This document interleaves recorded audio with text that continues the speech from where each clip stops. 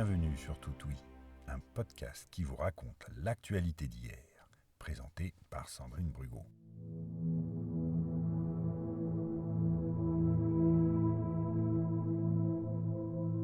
En une du quotidien Le Journal du lundi 29 novembre 1937, on lit que le Racing n'a pu que se défendre courageusement devant les professeurs d'Arsenal et qu'on a assisté à Colombes à une splendide leçon de football.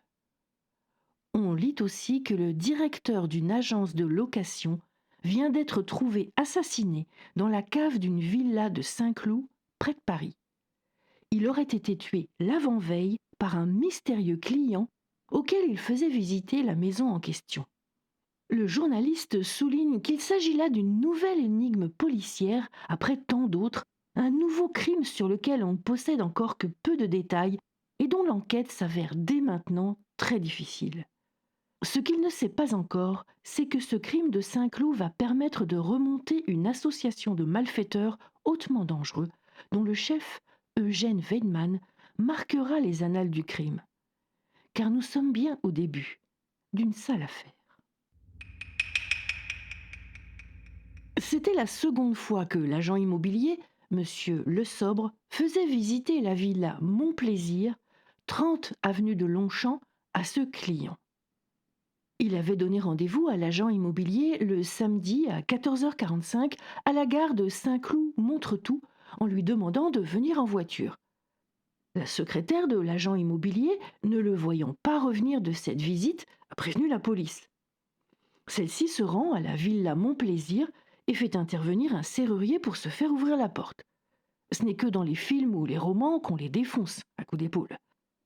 C'est dans la cave qu'on découvre le cadavre de l'agent immobilier disparu. Froidement abattu, il a reçu une balle dans la tempe, une autre dans l'oreille droite. On ne trouve sur lui aucun papier, aucun argent. Or, M. Le Sobre, en raison des affaires qu'il traitait, avait toujours sur lui plusieurs billets de 1000 dans son portefeuille. Sa voiture aussi a disparu. Quand il est venu le jeudi visiter la villa pour la première fois, le mystérieux client a laissé une carte de visite à l'agence au nom de M. Schott et portant 2 adresses. L'une, imprimée, indiquant le 10 boulevard du Parc Impérial à Nice. L'autre manuscrite au nom de l'hôtel Interne Magenta, 49 boulevard Magenta. Malheureusement, la secrétaire n'était pas présente et elle n'a pas vu le client. D'ailleurs, personne ne l'a vu et personne ne peut donc fournir son signalement. La piste de l'hôtel Interne Magenta n'en est pas une. Le journaliste du quotidien Le Journal s'y rend et on lui assure qu'il n'y a pas eu de client nommé Schott. Par contre, il y a bien un Arthur Schott, 42 ans, né à Francfort et domicilié 10 boulevard du Parc Impérial à Nice. Mais ce monsieur Schott, a priori directeur d'une entreprise de ponçage, a quitté la ville début novembre. Il serait descendu au Grand Hôtel de Paris, boulevard de Strasbourg, mais là non plus, pas trace de lui.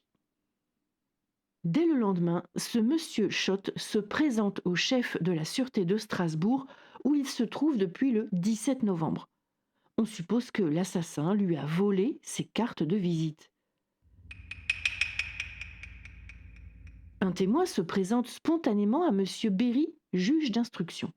C'est l'agent Choquet. Il était en service à la circulation près de la gare de Saint-Cloud-Montretout le samedi du crime. Il a vu monsieur Le Sobre, celui qui vient de se faire assassiner. Il a même discuté avec lui, car il attendait l'arrivée d'un client à la gare.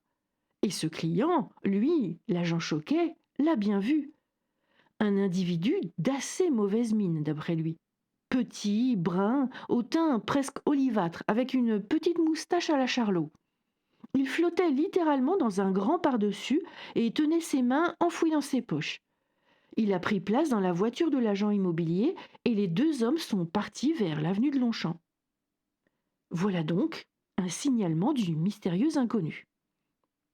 Mais vers quelle piste orienter les recherches ?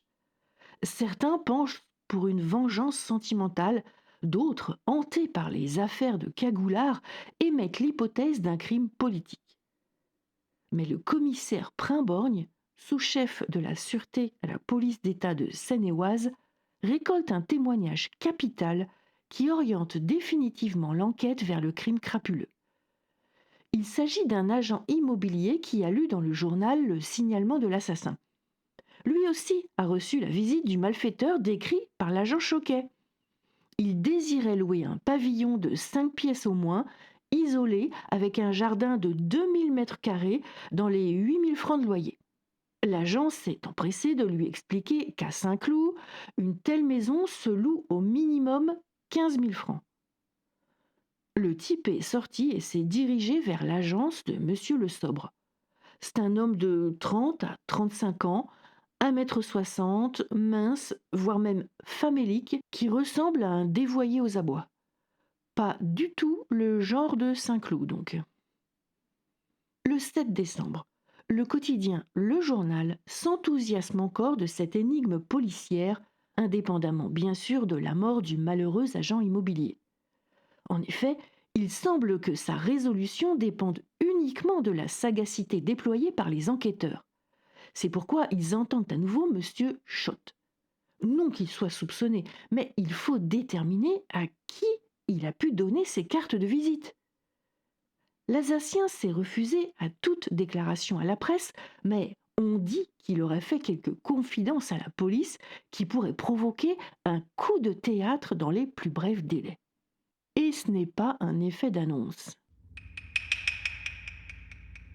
Parmi les personnes auxquelles M. Schott a donné sa carte, il y a son neveu, Fritz Fromer, domicilié dans un hôtel du 57 rue Saint-Sébastien à Paris.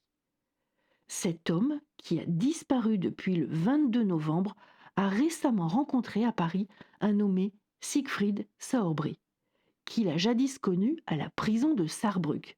Fritz Fromer était en prison pour raisons politiques. C'est un opposant au régime hitlérien, mais Sauerbry y était pour trafic de devises. Le commissaire Primborgne se met à la recherche de Sauerbry, qui désormais s'appelle Eugène Carrère. On retrouve sa trace dans une villa isolée de la Selle-Saint-Cloud, dont la propriétaire n'est pas totalement satisfaite. Le mois dernier, en effet, il s'est fait tirer l'oreille pour payer son loyer. Mais tout est rentré dans l'ordre le 29 novembre, quand il lui a apporté 1500 francs. Eugène Carrère serait-il entré en possession des 1500 francs après avoir assassiné Monsieur Le Sobre 2 jours plus tôt ? Patiemment, employant les bonnes vieilles méthodes d'autrefois, la police poursuit son enquête. Elle passe au crible le passé et les antécédents de tous ceux qui peuvent avoir commis le crime ou avoir approché la victime. Elle vérifie point par point les moindres petits faits, même apparemment insignifiants.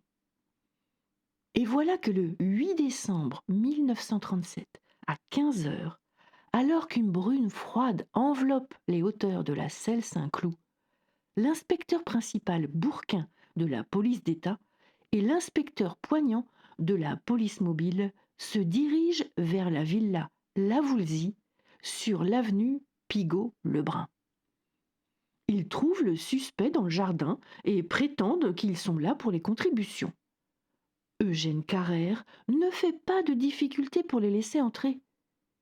Bien que désarmés, les inspecteurs le suivent. À peine la porte du vestibule s'est-elle refermée que le bandit, sortant de sa poche un revolver automatique 7,65, fait feu sur les inspecteurs. Une balle atteint Poignant à l'épaule gauche, 2 autres touchent Bourquin à la tête et à l'épaule droite.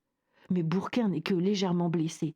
Il se jette de toute la force de ses 100 kilos sur l'agresseur et l'entraîne à terre, puis sur le divan de la salle à manger. L'homme est robuste lui aussi. Il est sur le point de se dégager quand Bourquin avise un marteau sur une table. Dont on se demande ce qu'il fait là. Moi, personnellement, je n'ai pas de marteau sur ma table de salle à manger. Bref, Bourquin se saisit du dit marteau et en assène un coup sur le crâne de son agresseur. Celui-ci s'écroule sur le divan, saignant abondamment. Les inspecteurs lui lient les mains et le jettent dans une auto, direction les locaux de la police d'État. Vous vous demandez peut-être pourquoi les deux inspecteurs n'étaient pas armés. Eh bien, les policiers ne sont alors qu'autorisés à porter une arme sur eux. Et ceux qui possèdent un revolver l'ont acheté sur leur propre denier. Après cette belle arrestation, mouvementée à souhait sans être funeste, les policiers se relaient toute la nuit pour interroger cet Eugène Carrère. Ils le harcèlent même selon le système du grilling utilisé en Amérique, explique le journaliste. On a là Cochenet, chef de la police d'État de Seine-et-Oise, Delguet, commissaire de la première brigade mobile, et le commissaire Primborgne. Carrère a la tête enveloppée d'un bandage suite au coup de marteau infligé par l'inspecteur Bourquin. Entre ses pieds, un cendrier. Il fume les cigarettes qu'on lui donne. Je ne voudrais pas médire de la police, mais on ne doit pas lui donner que des cigarettes, parce que ses aveux vont bientôt prendre une ampleur considérable. Dans la nuit, il avoue être l'assassin de l'agent immobilier Le Sobre. Le lendemain, les journalistes sont là. Ils attendent de voir l'assassin en discutant avec M. Sicot, directeur de la Sûreté, et le commissaire Primborgne. Tous attendent leur client pour l'interroger à nouveau. On est en train de le penser car il souffre encore de la blessure à la tête infligée par l'inspecteur Bourquin. Ah, le voilà. Les enquêteurs congédient aimablement les journalistes qui croisent le suspect dans l'escalier. Son visage est reposé et ne révèle nullement la brute criminelle. Au contraire, on le trouverait presque sympathique. Il est enveloppé dans un pardessus, les mains jointes devant lui par des menottes. C'est l'air las et résigné qu'il entre dans le bureau des inspecteurs.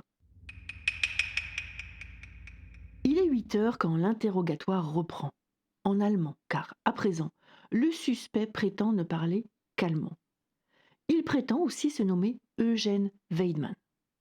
Et il raconte sa vie.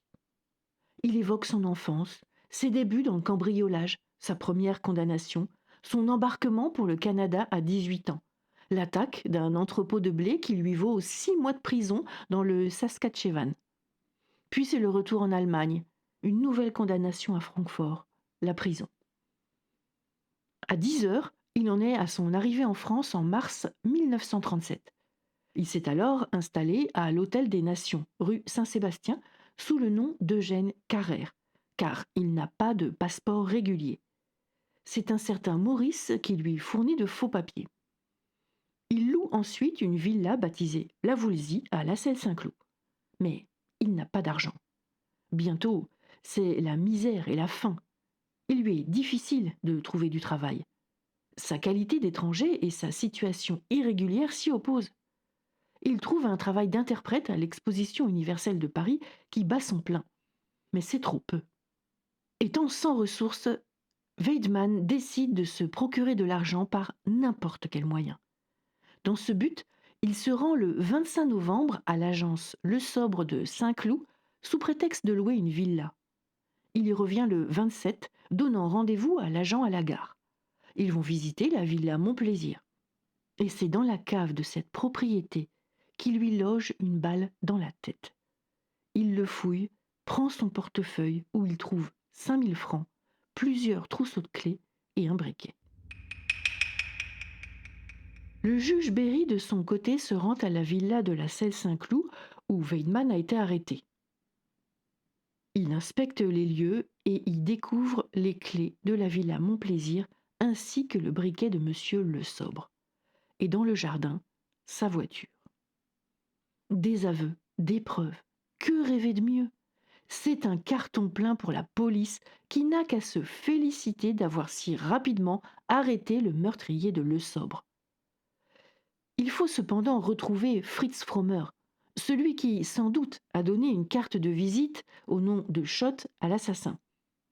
Le commissaire Primborgne aimerait aussi savoir si Weidmann n'a pas d'autres méfaits aussi lourds sur la conscience. L'interrogatoire se poursuit donc. Pâle, la sueur au front et le nez pincé, Weidmann se tait. Monsieur Sicot, directeur de la Sûreté, sait qu'il n'en a pas fini. il insiste. Un léger tremblement agite les lèvres de l'assassin. Va-t-il parler ? Il ouvre la bouche, hésite encore. Enfin, presque à regret, il murmure qu'en juillet dernier, il a fait une chose épouvantable. Les policiers ne bronchent pas. Quand l'assassin demande papier et crayon pour écrire plutôt que parler, ils le lui fournissent. Alors, Weidman écrit un nom, Jean de Koven. C'est une jeune artiste américaine qui a disparu mystérieusement l'été précédent. Eh bien, c'est lui. Il l'a étranglée de ses mains et lui a volé 5000 francs et un traveler chèque de $500. Weidman affirme qu'il est facile de retrouver son corps. Elle se trouve à la Salle Saint-Cloud, où elle dort de son dernier sommeil, dans le jardin, sous une dalle de la villa. Le sobre, de Koven, 2 victimes donc. Est-ce tout ? Non. Il y a aussi Fritz Fromer, le neveu de Schott. Fromer était dangereux pour Weidman, car il connaissait ses différentes identités. Il en savait trop, il fallait le supprimer. Au policier ébahi qui lui demande ce qu'il a fait du corps, il répond qu'il se trouve dans la cave de la fameuse villa, décidément bien sinistre. Les policiers commencent à croire Weidman capable d'avoir commis tous les crimes restés impunis depuis des mois. Il est donc aussi interrogé sur celui de Roger Leblond, qui présente des similitudes avec celui de Le Sobre dans le mode d'exécution. Le 17 octobre 1937, un peu plus d'1 mois avant le meurtre de l'agent immobilier, on a retrouvé dans une paisible rue de Neuilly-sur-Seine un beau cabriolet vert abandonné, tout phare allumé. À l'intérieur, un cadavre, celui de Roger Leblond, 23 ans. Il a une balle dans la nuque et les poches vides. Il n'a plus de chaussures non plus, ni de bretelles. C'est un jeune homme riche qui traitait des affaires importantes, surtout financières, avec l'industrie du cinéma et de la publicité. Le matin de sa mort, un homme est venu le trouver à son domicile. Il est sorti avec lui et n'est jamais rentré. Alors, Weidman connaissait-il Leblond ? L'a-t-il assassiné lui aussi ? Oui, Leblond, c'est lui aussi. Son cadavre n'est pas à la Woolsey puisqu'il l'a laissé dans la voiture, mais les enquêteurs trouveront ses bretelles à la villa. Le mobile ? Toujours le même, l'argent. Leblond avait sur lui 8000 francs qui ont servi à payer quelques dettes. Un autre crime présente des similitudes avec ceux déjà évoqués. C'est celui du chauffeur Joseph Koufi. On a découvert son cadavre le 7 septembre au bord d'une route près de Lamotte-Beuvron dans le Loir-et-Cher. Sa voiture, une superbe Renault Vivastella, a disparu. Il ne fait guère de doute que Weidman soit aussi derrière ce crime-là. En effet, quand les journalistes montrent à Madame Koufi, venue témoigner, une photo de la seconde voiture garée dans le jardin de la Woolsey, elle reconnaît sans la moindre hésitation celle de son mari. Selon elle, son dernier client se nommait Dixon et il parlait avec un accent germanique. Aux policiers présents, il semble que Weidman entre dans le livre hors série des grandes causes criminelles. C'est bien simple. Le journal Ce Soir titre en une que Weidman se classe parmi les criminels les plus extraordinaires qu'on ait vus. Une vedette donc. Mais Weidman n'a pas le temps de lire les journaux. Il doit répondre encore et toujours aux questions des enquêteurs qui veulent lui faire préciser les circonstances de ses crimes. A-t-il agi seul ? Le quintuple assassin ne livre qu'avec beaucoup de réticence ceux qui ont pu l'aider. 2 noms, puis 3 pourtant, s'échappent de ses lèvres. Roger Million, Colette Tricot et Jean Blanc. La police se lance aussitôt sur les traces du trio. Et voilà qu'un certain Jean-Baptiste de Certain, habitant Nantua, se présente à la gendarmerie où il déclare qu'après avoir lu les journaux, il peut donner des renseignements précis sur Million, Tricot et Blanc, les complices de Weidman. Le trio, en effet, a traversé Nantua dans l'après-midi. Il a fait un excellent déjeuner à l'Hôtel de France. Plusieurs fois au cours de ce déjeuner, il a donné des signes d'inquiétude. La gendarmerie de Nantua alerte aussitôt la brigade mobile de Lyon qui dépêche sur les lieux le commissaire Vattard. Lorsque la police arrive 10 rue de l'Hôtel de Ville, à l'endroit où, semble-t-il, le trio a passé la nuit, il a disparu. Il a même abandonné dans la maison des valises toutes bouclées où ses affaires étaient rangées. On comprend progressivement que Weidmann n'est pas un monstre comme Landru. C'est un gangster, le tueur d'une bande. Et c'est pire. On n'a pas voulu croire qu'en France, il peut y avoir des guns comme à Chicago, des exploiteurs de l'enlèvement, des bandes d'assassins. C'est un fait. La gangrène est là. L'attitude de Weidmann a permis à ses complices de fuir. Il a tout de suite su qu'il était perdu. Il fallait à tout prix retarder la découverte du gang. Il a donc avoué les assassinats au compte-gouttes. À présent, toutes les brigades de gendarmerie et de police mobile poursuivent leur enquête dans toute la région. Un signalement précis des 3 individus leur a été communiqué et il semble, d'après certains renseignements, que les 2 hommes et la femme se seraient réfugiés à Lyon. L'enquête cependant se poursuit à Versailles dans le bureau du juge d'instruction M. Berry. Il est désormais chargé d'instruire l'assassinat de Jean de Coven et de Roger Leblond en plus de celui de Le Sobre. Il reçoit Weidmann dans son bureau. Celui-ci se dit harassé et pressé d'en finir. Aussi décide-t-il d'ajouter des détails à ses précédentes déclarations faites à la police. Il raconte d'une voix calme, avec quelques hésitations toutefois, comment est morte Jean de Coven. C'est le 2 juillet dernier, dans le hall de l'hôtel Ambassador, boulevard Haussmann, qu'il a connu la jeune Américaine. Il fréquente alors les hôtels de luxe, car il a dans l'idée d'ouvrir un salon de beauté. Enfin, il avait dans l'idée, car il vient d'en avoir une autre, plus rapidement lucrative. Tout comme lui, la belle danseuse lit un journal américain, ce qui les rapproche. Ils passent une heure charmante et rendez-vous est pris pour le lendemain. Exact au rendez-vous, Jean de Coven et son nouvel ami bavardent tout d'abord. Bientôt, Weidmann s'enhardit et propose à sa compagne d'aller faire une promenade à la Selle Saint-Cloud où il possède une villa. La jeune femme accepte. L'Allemand doit certainement plaire à l'Américaine car, toute joyeuse, elle le suit gare Saint-Lazare où ils prennent le train. À partir de cet instant, Weidmann devient muet. Il dit seulement que le soir même, il tue sa compagne avec le seul but de la voler. Quand on évoque devant lui cette mort, Weidmann est pris d'un tremblement convulsif. Il dit que c'est affreux, qu'il ne sait pas pourquoi il a fait ça. Tuer un homme passe encore, mais une femme. Il dira plus tard au juge d'instruction que tuer Jean de Coven a été très dur. Il avait envie de pleurer. Il serrait son cou, mais elle ne fermait pas les yeux. Elle le regardait. Elle était si jolie. Si jolie qu'il n'est pas parvenu à l'achever de ses mains. Non, impossible de la tuer avec ses mains. Il a pris une serviette pour achever le travail. L'idée à l'origine était de la kidnapper et de demander une rançon. C'est une pratique qu'il a lue dans les journaux canadiens. Mais le kidnapping s'avère moins facile qu'à Chicago et Weidmann étrangle la jeune américaine sans obtenir de rançon. Il faut passer à la vitesse supérieure, le meurtre. Fritz Frommer fait partie de la bande à ce moment-là, ou croit en faire partie. En tout cas, il accompagne Weidmann quand il prépare l'assassinat du chauffeur Koufi sur la route de Lamotte-Beuvron. Mais Frommer se montre bientôt exigeant, menaçant même. Il apprend donc à se taire pour toujours dans la cave de la Voulzie. Un cadavre de plus donc. La Selle Saint-Cloud est en ébullition, surtout dans le quartier de la funeste villa. C'est une commune où l'été, tout Paris vit au calme et au frais ombrage.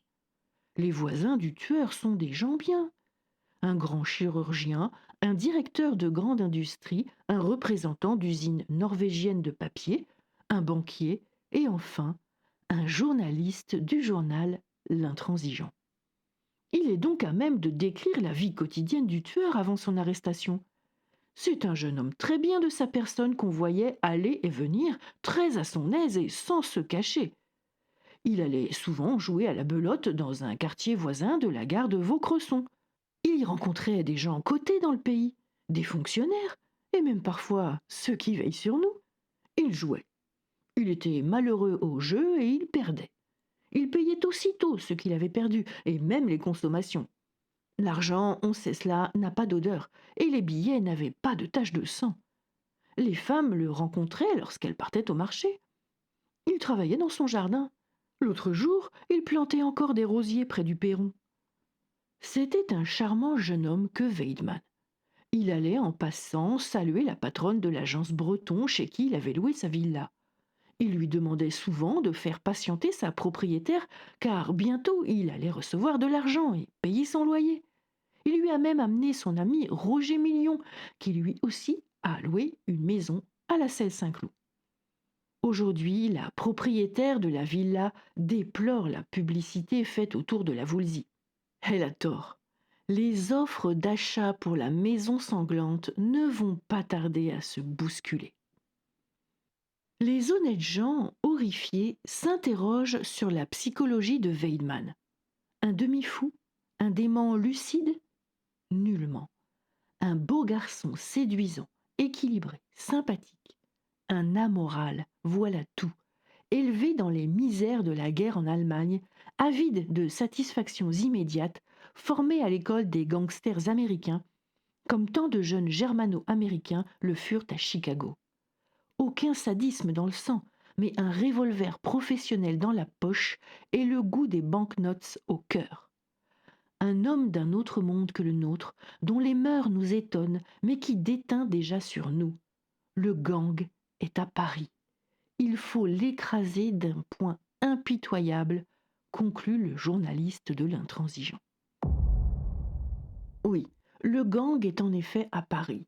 Et c'est accompagné de leur avocat que Colette Tricot et Roger Million se présentent au parquet de Versailles le 10 décembre 1937, nous privant ainsi d'une belle chasse à l'homme pleine de rebondissements. Tant pis, ils viennent pour s'expliquer. Ils sont immédiatement conduits dans le bureau du juge Berry. Les journalistes entreraient bien aussi, mais ça n'est pas encore possible. D'ailleurs, ce n'est même pas nécessaire, car à peine les deux amants sortis du bureau du juge, menottes au poignet, que les journalistes savent tout de ce qui s'est passé à l'intérieur, ou peu s'en faut. Roger Million explique au juge comment il a connu Weidmann à la prison de Francfort. Puis il raconte qu'il a renoué des relations avec lui en mai à Paris et qu'il lui a présenté son amie Colette Tricot. À partir de mai, lui et la jeune femme sont régulièrement invités chez l'Allemand, à la villa de la Selle-Saint-Cloud. En ce qui concerne le meurtre de Leblond, c'est bien Million qui est entré en contact avec cet agent publicitaire, mais il voulait faire avec lui une association honnête. Ils se sont réunis avec Weidmann à la villa La Voulzie. Et c'est Weidmann qui a assassiné Leblond d'un coup de revolver sans informer auparavant Million de ses intentions. En découvrant le crime, Roger Million a voulu fuir. Mais il a compris dans le regard de Weidmann qu'il serait exécuté sans pitié s'il lui donnait l'impression qu'il avait peur et qu'il pouvait le dénoncer. Car Weidmann les a prévenus, lui et Colette. Les gens qui parlent trop, il les supprime. C'est un moyen radical de les empêcher de faire des bêtises. Roger Million et Colette Tricot se réfugient alors chez un ami, Jean Blanc, à Paris. Il les emmène en auto à Cannes. Puis, apprenant que Weidmann les cherche pour les exécuter, ils décident de se réfugier aux Granges, près de Nantua, dans le département de l'Ain. Million jure n'être pour rien dans l'assassinat de Miss de Coven. De son côté, Colette Tricot confirme les dires de son amant. Elle n'est pour rien dans tous ces crimes. Jean Blanc, quant à lui, s'explique devant la police judiciaire. Il a fait la connaissance de Roger Million et Eugène Weidmann en prison à Francfort. Ils se sont retrouvés à Paris après leur libération. Il affirme n'être pour rien dans les assassinats. Il semble donc que Weidmann n'était pas, comme on l'a cru un moment, un simple exécuteur, mais qu'il était bien le principal acteur de ce gang. Sur les indications de Weidmann, la police fouille à nouveau la villa et trouve un petit coffre métallique à l'intérieur duquel sont classés des papiers appartenant à chacune des 5 victimes. Il y a aussi de fausses cartes d'identité au nom de William Dixon, Eugène Keller, Eugène Carrère et Brown. Dans des malles et des valises, on découvre une grande quantité de linge et de vêtements et plusieurs paires de chaussures de femmes. On relève des initiales, des A, des E, des J, et même sur certaines chemises et mouchoirs, les prénoms de Sophie et de Janine, qui n'ont pas encore été prononcés au cours de cette affaire à rebondissement. Comment Weinman est-il entré en possession de ces vêtements féminins? Les enquêteurs vont tenter de répondre à cette question. Déjà, une supposition est permise.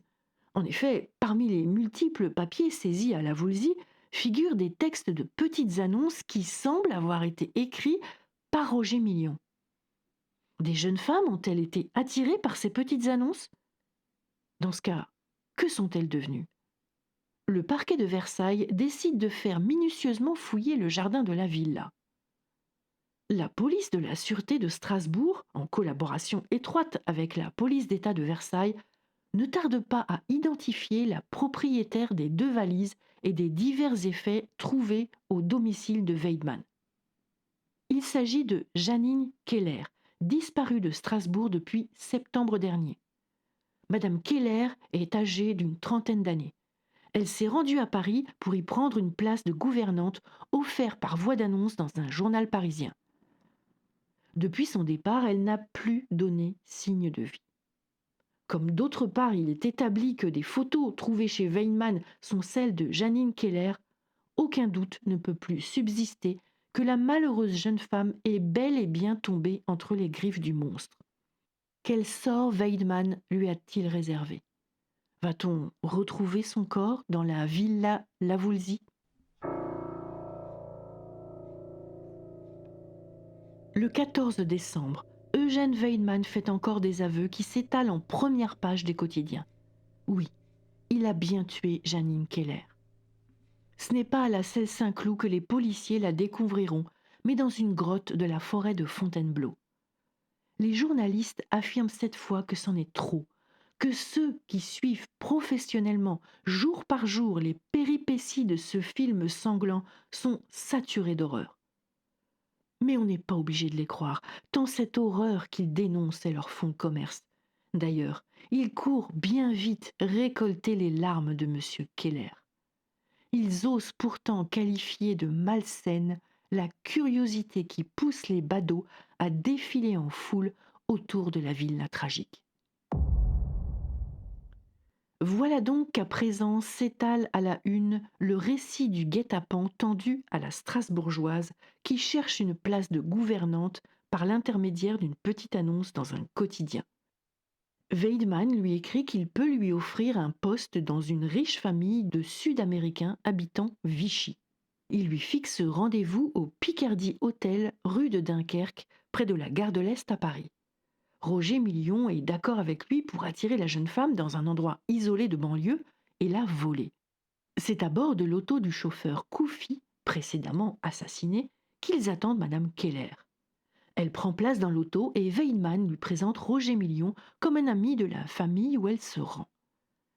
Ils prennent la route de Fontainebleau.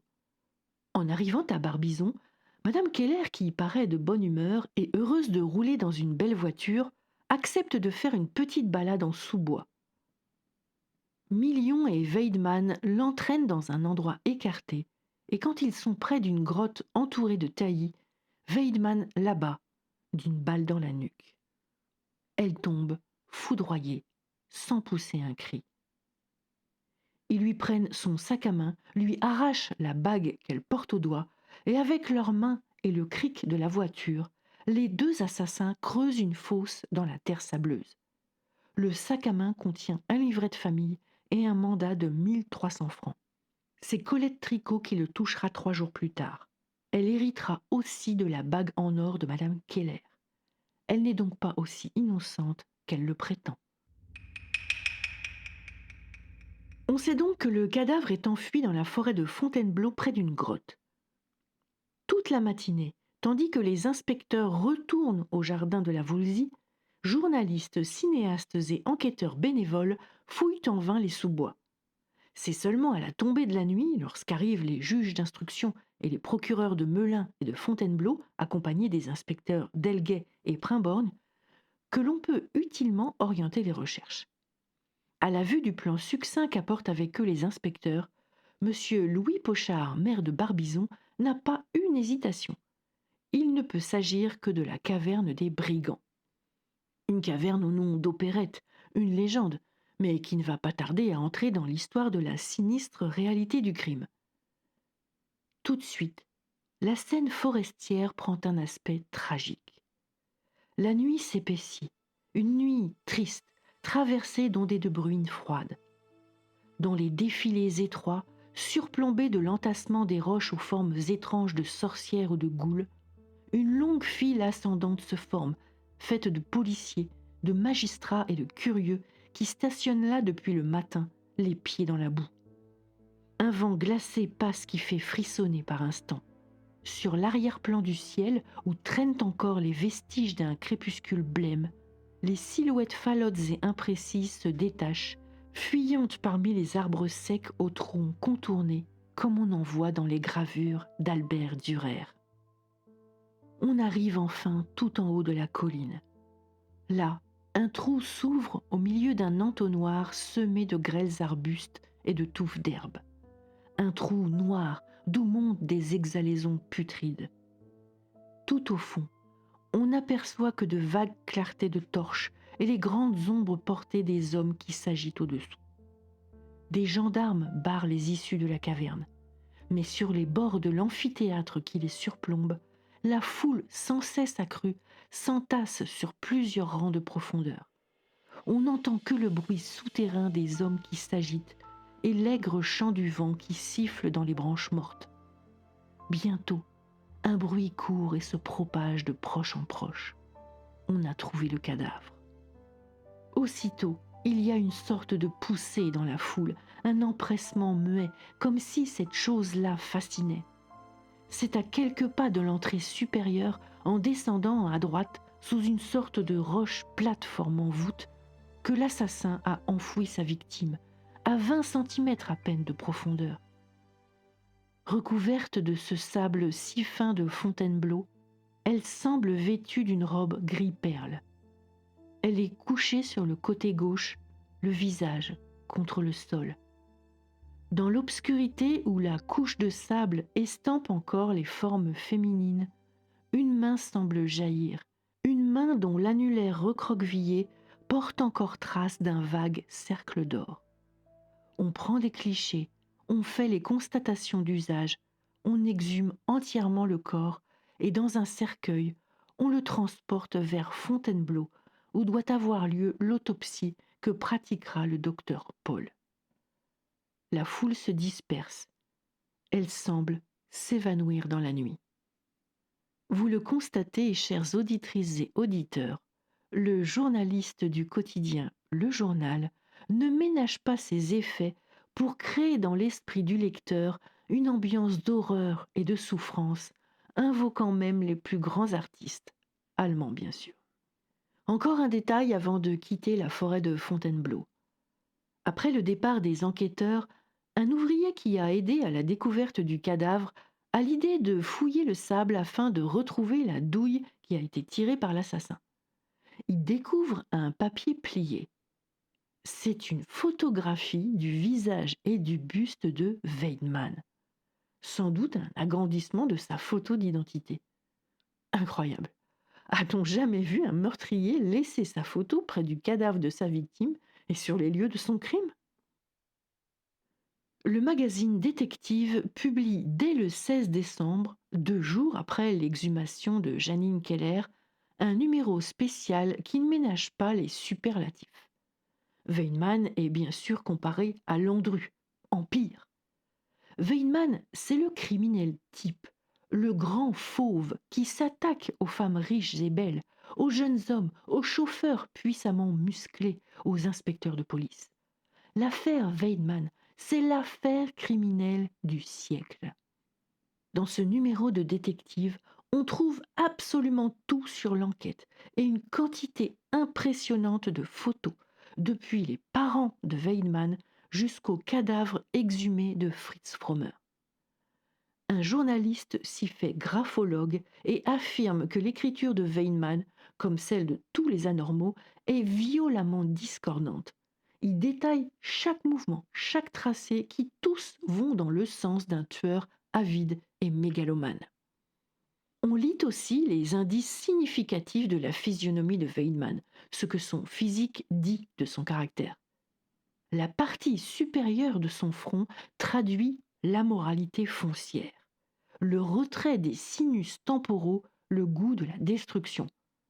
La largeur de la face au niveau des zygomatiques souligne la violence des instincts, alors que l'ampleur et la profondeur des arcades sourcilières laissent entrevoir l'aptitude à mûrir longuement de secrets desseins.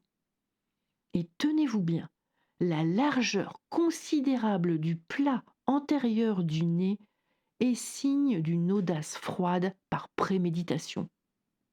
On est en 1937 et la physiognomonie a encore des adeptes.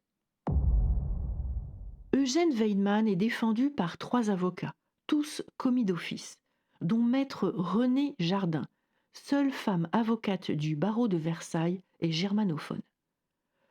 En mai 1938, maître De Moreau-Giaferi, ténor du barreau, rejoint le trio des défenseurs. C'est lui qui a défendu Landru en 1922. L'instruction dure 15 longs mois que Weinmann passe à la prison de Versailles, dans la même cellule que Landru d'ailleurs. C'est un détenu modèle.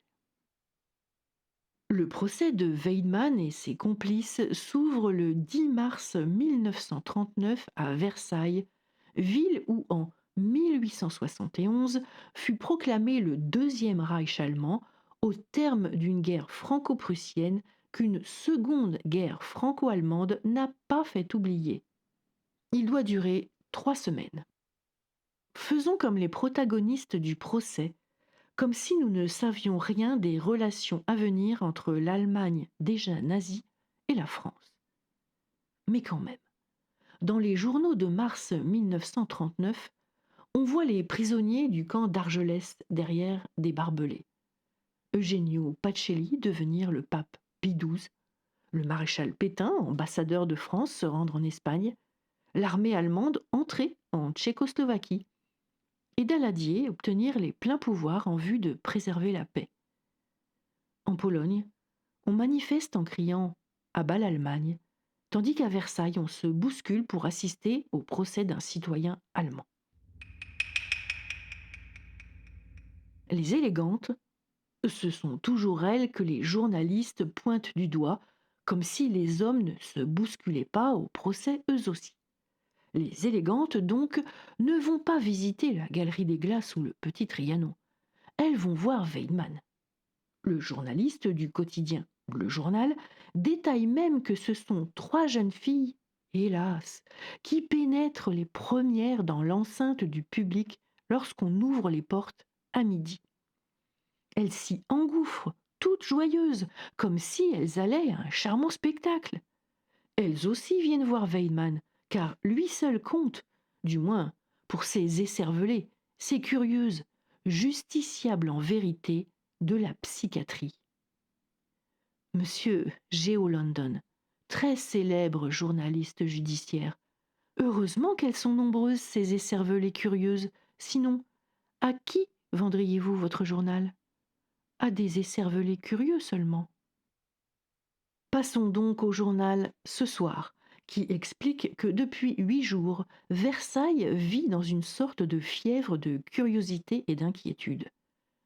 Curiosité pour tous ceux qui ont renoncé à l'espoir d'assister, fût-ce dans l'embrasure d'une porte, à cet étonnant procès.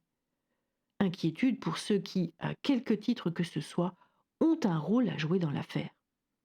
Salle comble, couloir comble, rue comble, le service d'ordre nombreux a besoin de toute sa rigueur pour dégager la chaussée devant le palais de justice et permettre aux autobus de passer.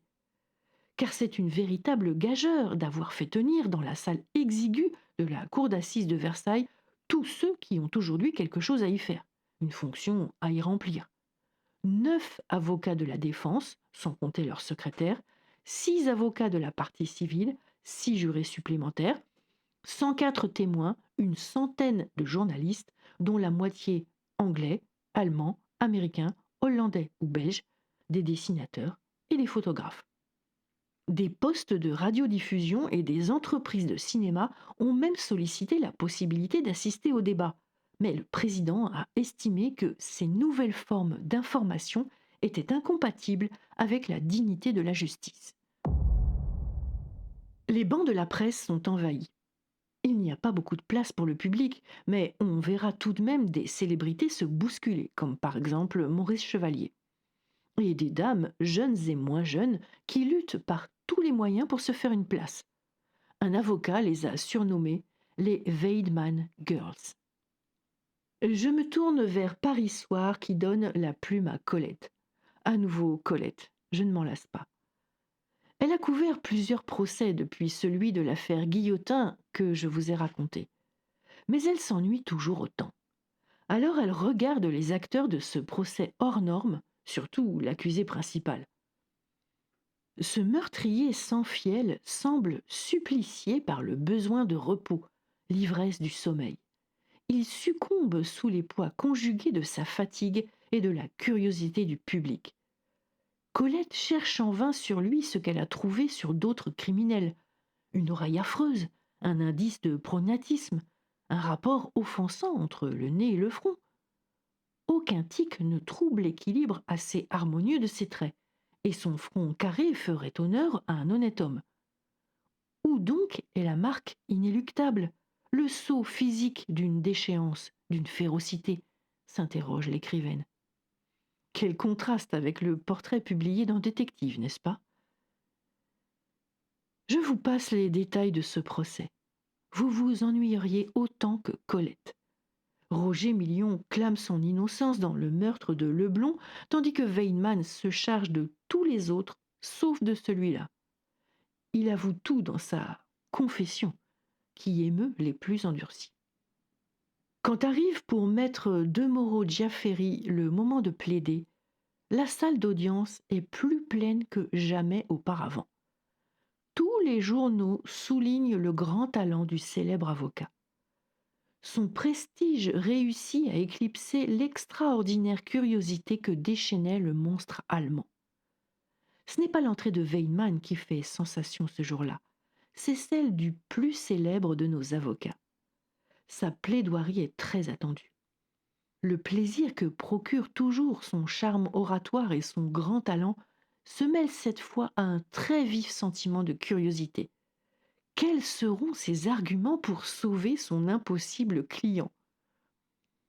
Ce magicien du verbe est le 4e avocat à parler dans la défense de Weidman. Il déclare plaider pour un assassin, mais se dresser contre l'échafaud. Le sang des coupables n'a jamais répandu que le germe de la cruauté. Il rappelle que la peine de mort est abolie en Belgique, en Hollande, comme dans plusieurs États d'Amérique, sans que jamais la statistique criminelle ait à regretter cet effort humain. La peine de mort tue les criminels. Elle n'a jamais tué le crime. La peine irréparable suppose un juge infaillible. Elle suppose aussi une responsabilité totale. Weidman ne l'est pas. Est-il fou?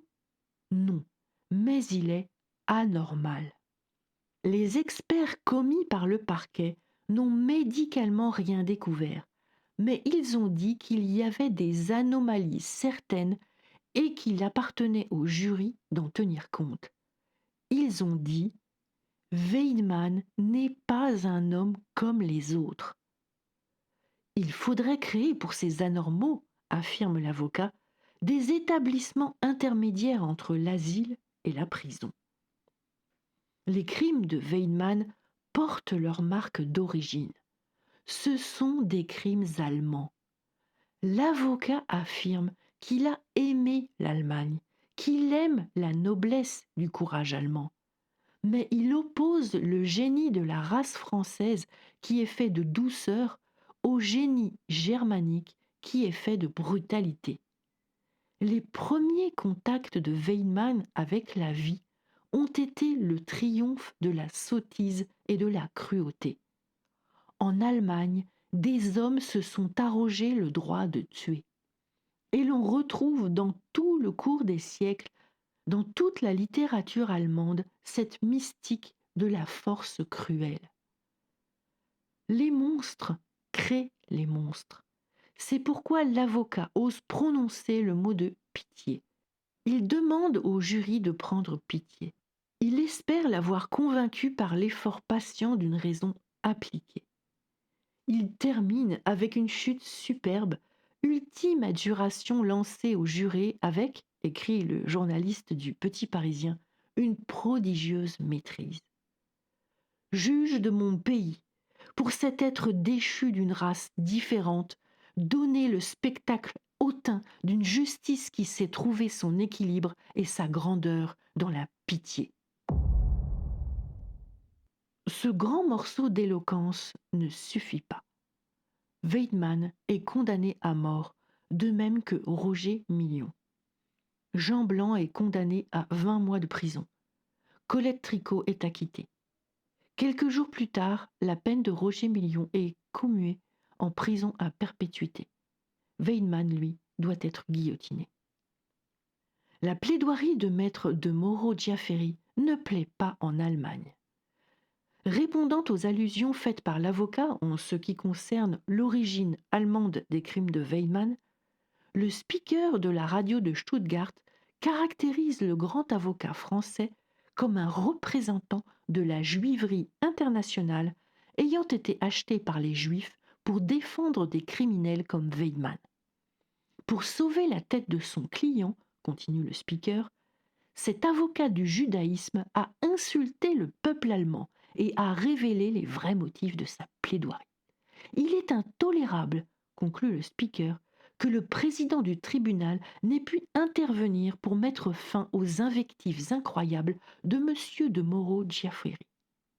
La justice française s'est ainsi solidarisée avec un des plus dangereux agitateurs juifs et un des plus violents excitateurs à la haine contre tout ce qui est allemand. C'est la première fois, écrit le journaliste de Paris Soir, que l'opinion publique du Reich sort de sa réserve absolue en ce qui concerne le procès Weidmann. L'exécution a lieu le 17 juin 1939. Qu'a-t-elle de pire que les très nombreuses exécutions qui ont eu lieu avant celle-ci ? La foule est toujours la même, toujours des voyeurs, toujours des gens qui semblent presque à la fête. On se bouscule pour le premier rang. On a loué un balcon où on grimpe dans un arbre pour ne rien rater de la cérémonie. Messieurs et mesdames, tout le monde sont là. C'est un spectacle presque ordinaire auquel on se réjouit d'assister. Je vous ai souvent raconté ces exécutions. En 1939, comme en 1900 ou en 1885, les gens viennent tremper leurs mouchoirs dans le sang du guillotiné. Alors, que s'est-il passé de pire ce 17 juin 1939 pour que cette exécution soit la dernière exécution publique ? Christopher Lee l'a dit. Il a tourné la tête au moment fatal, affirme-t-il. Il y était par hasard. Difficile en effet de reconnaître qu'on a assisté à une exécution par pure curiosité. Même Dracula ne le peut pas. Si depuis toujours les exécutions capitales ont lieu en public en France, c'est pour que le peuple soit témoin de l'application effective de la sentence. Cette politique de l'effroi a aussi pour but d'effrayer afin d'empêcher de nouveaux crimes. Elles ont généralement lieu très tôt le matin pour éviter la foule et les prises de vue sont strictement interdites. Mais l'exécution de Weidmann ayant eu lieu plus tard que les autres dans la journée, il fait grand jour quand il se présente au pied de l'échafaud. Des journalistes prennent des photos de très bonne qualité et une caméra filme l'exécution. Tout le monde n'est pas d'accord avec ces interdictions. Un journaliste rappelle dans le journal Le Petit Bleu que l'article 26 du Code pénal porte que l'exécution se fera sur une l'une des places publiques du lieu qui sera indiqué par l'arrêt de condamnation. Mais ce coin de rue, à l'heure où tout le monde dort, rendu plus désert par un important service d'ordre, est-il la place publique voulue par le législateur? Le journaliste nostalgique rappelle que dans l'ancienne France, les condamnés étaient pendus, décapités, brûlés, roués ou écartelés devant des spectateurs bien placés pour tout voir et tout entendre. Le châtiment devenant ainsi vraiment exemplaire. Il y avait moins de crimes qu'à notre époque, affirme-t-il. Aujourd'hui, quand les vedettes du crime paient leurs dettes à la société, elles sont victimes d'une sorte de conspiration du silence, alors que le châtiment doit être monté en épingle, comme le crime, poursuit le journaliste.